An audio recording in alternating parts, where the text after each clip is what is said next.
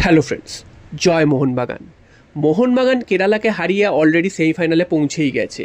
এবার মোহনবাগানের প্রতিপক্ষ সেমিফাইনালে কী হবে সেইটা নিয়ে একটা উত্তেজনা ছিল মোহনবাগান সমর্থকদের মধ্যে, কারণ মোহনবাগানের প্রতিপক্ষ যারা হবে তাদের ম্যাচ কিন্তু আজকে রাত্রিবেলা ছিল পাঞ্জাবের সাথে গোয়ার ম্যাচ। সেই ম্যাচে যারা জয়ী হবে তারাই মোহনবাগানের প্রতিপক্ষ হবে। তো সেই ম্যাচটা খুব হাড্ডাহাড্ডি ম্যাচ হয়েছে এবং পাঞ্জাব এফসি 90 মিনিট অবধি 1-0 গোলে এগিয়েছিল। মনে হয়েছিল পাঞ্জাব এফসি সেমিফাইনালে যাচ্ছে মোহনবাগানের প্রতিপক্ষ হিসেবে, তবে না, শেষ মুহূর্তে বাজি মেরে দিয়ে চলে যায় গোয়া।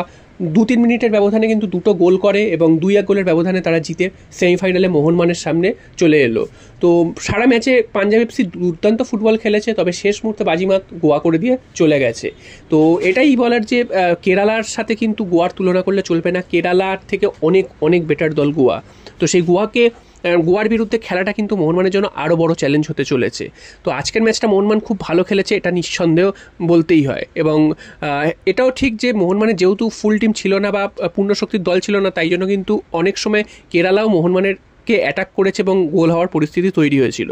তবে কেরালার সাথে আবারও বলছি, কেরালার সাথে গুলিয়ে ফেললে চলবে না গোয়াকে। গোয়া কিন্তু যথেষ্ট শক্তিশালী দল, কারণ এই গোয়ার সাথেই মোহনবাগানের মেন টক্কর ছিল আইএসএলের শিল্ডে কিন্তু গোয়াকে পিছনে ফেলেই আমরা চ্যাম্পিয়ন হয়েছিলাম। এছাড়াও কিন্তু আইএসএলের যে নকআউট স্টেজ অর্থাৎ সেমিফাইনালে গোয়া কিন্তু হেরে যায় বেঙ্গালুরুর কাছে।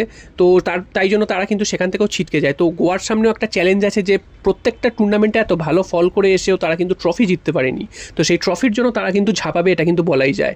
আর আইএসএলের সাক্ষাতে 2বার সাক্ষাৎ হয়েছে আমাদের এবছর গোয়ার সাথে। তো সেখানে আমরা একবার জিতেছি আর একবার কিন্তু হেরে গেছি। গোয়ার মাঠে কিন্তু আমরা গোয়ার বিরুদ্ধে হেরে গিয়েছিলাম এবং যুবভারতী ক্রীড়াঙ্গনে আমরা কিন্তু শেষ ম্যাচে গোয়াকে হারিয়ে দিয়েছিলাম 2-0 গোলের ব্যবধানে। তো সেই দিক থেকে দেখতে গেলে বলতেই হয় যে গোয়া ম্যাচটা যথেষ্ট কঠিন হতে চলেছে মোহনবাগানের জন্য এবং অনেক বড় চ্যালেঞ্জ হতে চলেছে সমস্ত প্লেয়ারদের জন্য।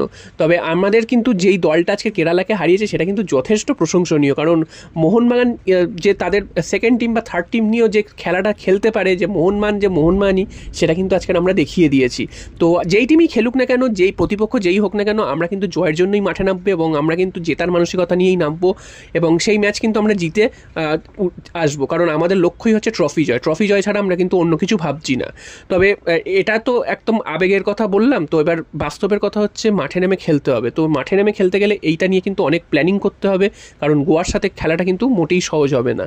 তো দেখা যাক মোহনবাগান সেমিফাইনালে গোয়াকে কেমন প্রতিদ্বন্দ্বিতা দিতে পারে এবং আমরা ফাইনালে উঠতে পারি কি না। জয় মোহনবাগান।